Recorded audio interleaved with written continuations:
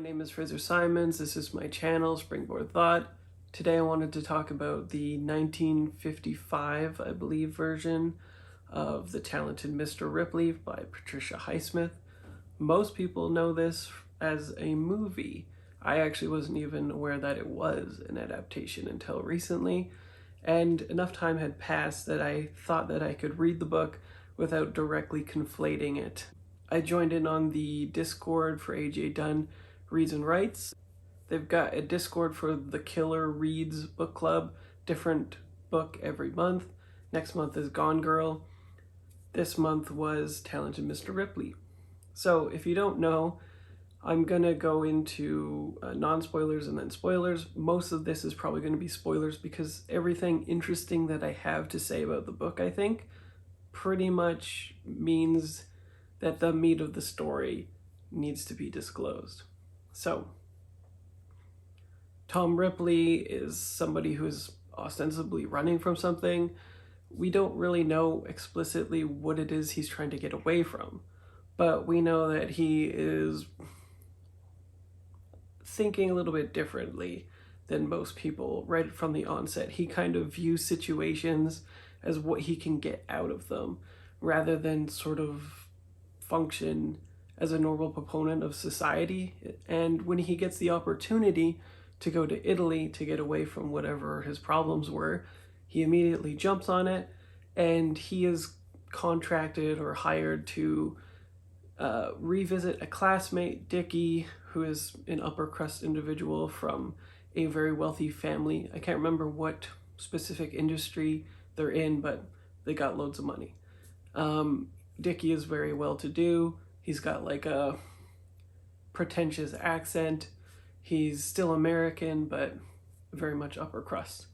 Tom, by contrast, we can kind of infer that he grew up in poverty because he hates rich people, and he, at least at the beginning, is unable to kind of integrate very easily with Dickie. He's not able to like pass in the same societal situations. And his girlfriend, who's of similar status, immediately dislikes him.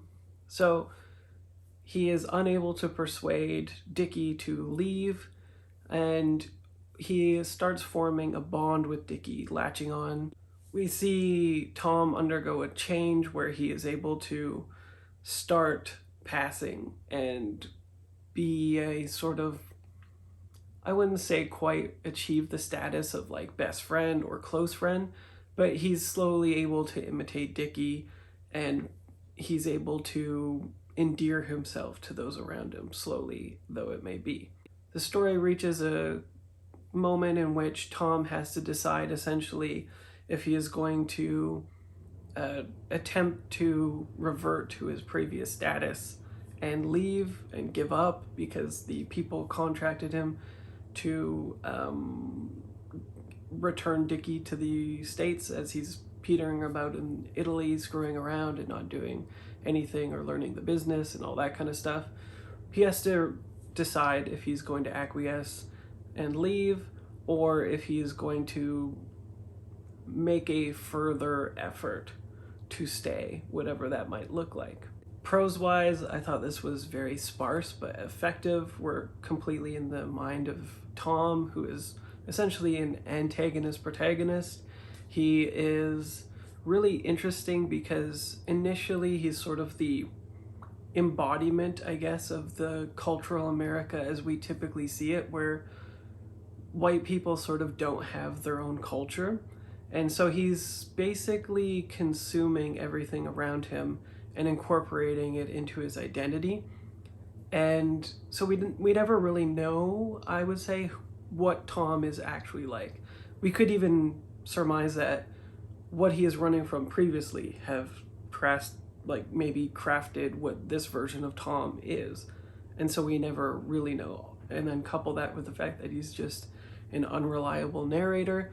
It's very interesting because he at once, sort of in a Lolita way, telegraphs his real thoughts inadvertently to the reader, while being more or less relaying everything that is occurring in a way that seems like it is actually what happened, but you have to read between the lines to sort of divine exactly what's going on with Tom specifically.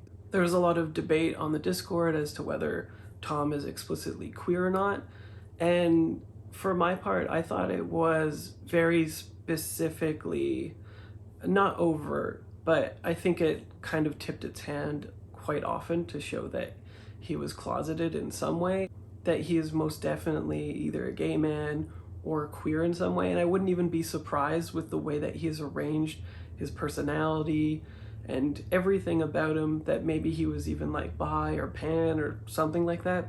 Maybe he just sort of adapts to the situation and becomes whatever he needs to be in order to make his way through whatever situations that he can.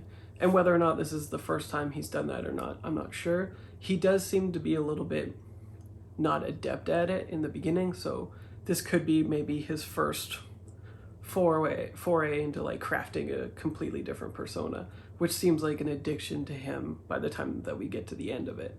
He's all but completely subsumed his previous identity with this new one. And again, what is and is not disclosed is just as important. So it's very engaging because you're always trying to figure out who Tom is, what's he doing, what's his purpose, and what is this story ultimately trying to say.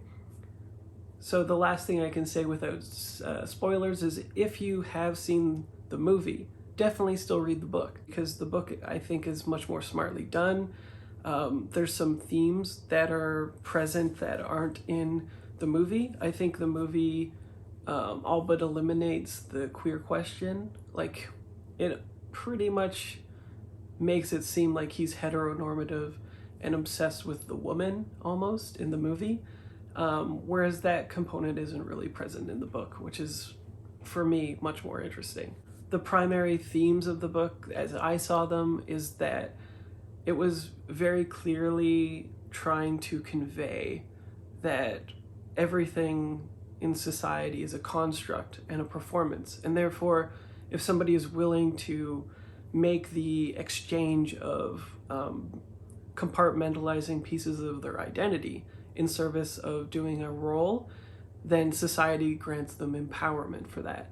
And in terms of Ripley himself, when he undergoes the role play of the rich, which I think is pretty masterful, because in any time you consume upper crust type literature stuff, it's always like snowflake socialization, where the family really believes that what makes them a part of the family and what makes them upper crust is the specific socialization that they undergo in order to perform that role, which means that their identity has no bearing outside of that role, which is an interesting thought in itself, but also that when Tom is able to put that role into himself and internalize it at the cost of his own identity, he's able to pass for them without them knowing.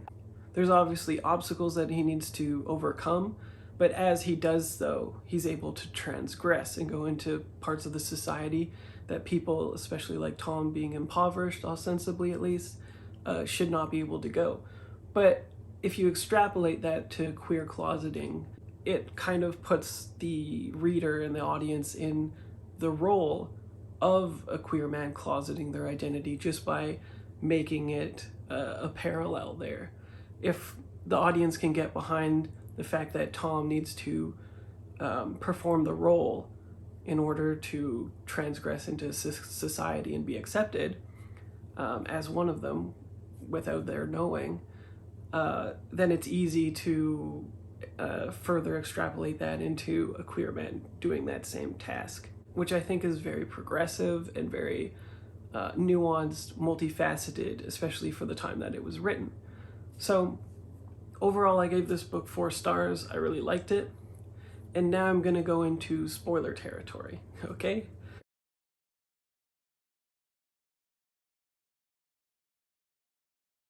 So if you've seen the movie, you more or less know what's going to happen. He kills Dickie assumes his identity, becomes Dickie almost completely. He undergoes his mannerisms. He's able to sort of like extrapolate what Dickie would say in certain situations. Hello, I'm just pitching in because I completely go on a tangent after this and lose my train of thought onto a different point. But the killing specifically to take on the role of somebody who's rich, I thought was really fascinating, because you find yourself rooting for Ripley transgressing into the space that ostensibly we cannot because of our assigned roles. Like, we're not rich people and we're kind of living through Ripley, and seeing that, like, if we had the guts, we could do this as well. We could be upper crust too. And so the inherent violence of killing a person paralleling the inherent violence of the super rich in a sort of often disregarded way, in which billionaires and millionaires are often venerated by popular culture as like philanthropists, almost like Elon Musk, etc., where in reality there's no real ethical way to build that much wealth.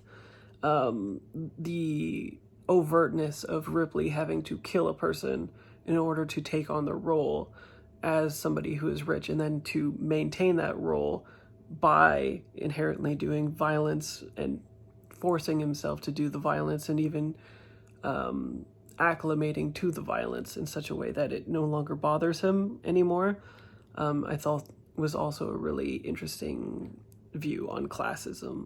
And there's multiple instances throughout this before that where his queerness is in question, because anytime gay themes, gay topics, him being accused of being gay comes up, he says that he's not queer, he's not gay, but the reaction is so overblown, I guess you could say, like dramatized, melodramatic, that it doesn't really feel like a straight man is sort of being angry at the situation or shrugging it off or is secure in his sexuality whatsoever, at least. So it felt like it was underhandedly, at least, telling us that Tom was a gay man. But like I said, he's able to compartmentalize every facet of his identity, including his sexuality. So when he becomes Dickie, he is, for all intents and purposes, like a heteronormative dude now. He behaves that way with other people, whether they're looking or not. His thoughts are emblematic and more straight, I would say. And he no longer thinks, of course, that rich people are terrible, and he's a completely changed person, basically. And so, like I was saying with the themes, we're able to extrapolate the queer closeting parallels there so easily because they're gestured at the very least. At some points in the novel, you have to question that, no matter where you're at, because it comes up at least 4 times, very predominantly. I think, yes, with every single major character, there is them questioning whether he is queer or not in some way. So that, combined with his clear adaptation of his role and his subsuming of identity, feels like it's an overt thing to me, at least. As we follow him, as he becomes Dickie, of course his plan starts to somewhat unravel, mostly because he likes to make trouble for himself, basically, as I see it anyway. He keeps trying to continually transgress and maybe get that high. He meets a friend of Dickie's and is like continually trying to not meet the guy because obviously the guy will recognize him as not Dickie, while playing and toying with him like food, basically. And this turns into a problematic thing for him. He outsmarts the police, he outsmarts friends, and then at the end there's a question as to whether or not he is going to be caught, or if the cops are even onto him. Whereas I think, if I remember in the movie, it's very explicit. I think the end scene is more or less the same, but it's explicit in the movie that the cops are coming. Whereas in the book, he may or may not be imagining them coming for him. And so he's on to the next role, maybe. So I'm very excited and interested to see where this story goes, whether or not it becomes very clear and overt queer themes or not would be very interesting to me. At the same time, I do think it's very deft of her to downplay it and make the people reading it infer it, because it's sort of a refraction of how Tom compartmentalizes every aspect of his identity too. Maybe no matter what situation he's in, as long as he's able to get whatever it is that he wants, he's able to adapt to it. And in so that way, he might even be like the first true kind of hermit crab archetype of the serial killer slash psychopath or sociopath that we encounter in literature. I'm not sure. But it's certainly something that has become more prolific after this. If you've read it, I'd love to know what you thought. Let me know in the comments, and otherwise I will see you next video. Bye.